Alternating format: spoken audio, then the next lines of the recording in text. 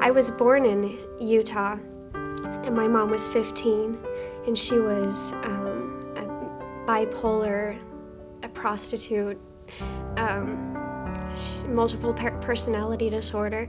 Like, her age and her mental disability and her lifestyle just kept me in the grip of the evil that men who prey on broken people are capable of. These people that hurt us knew that the best way to hurt her was to hurt me. So they would torture me and make her watch. I've been dangled over concrete from a balcony by my ankle. I've sat with a cocked and loaded gun to my temple.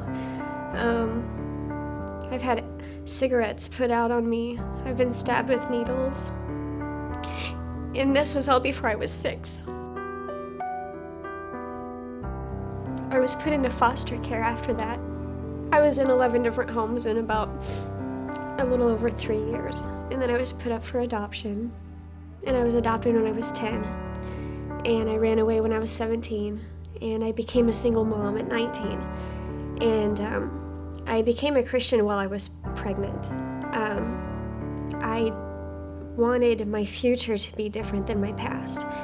And I had tried on my own, and I just couldn't get it right. I just couldn't get a grip on anything to be successful at anything.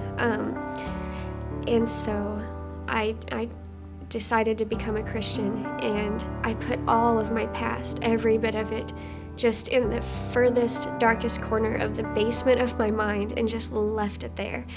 And I just completely started over.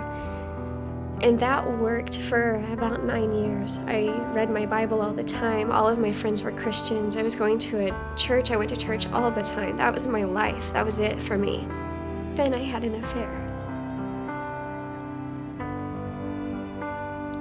You know, my whole life, all the pain, it was the pain of a victim, which is a little bit different than the pain of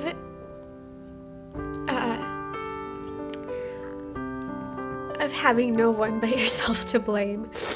When everything has fallen apart, when everything hurts, when there's nothing but destruction. And to be the one that carries that blame, that, I've never felt anything like that. Nothing in my childhood.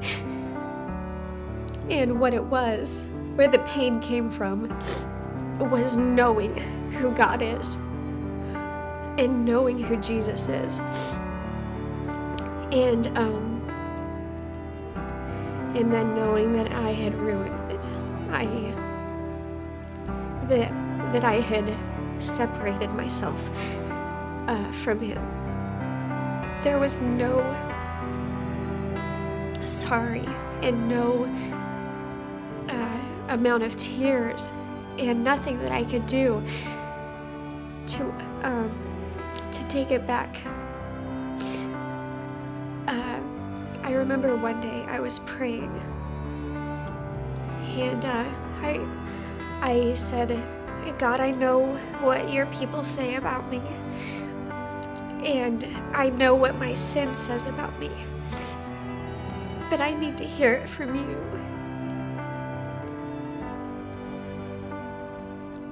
Because if you can't redeem this, if you can't forgive me, then I don't want to be here. And I finished my prayer by having a devotion, and the scripture that the author of the devotion book that I was reading used a scripture from Isaiah 54.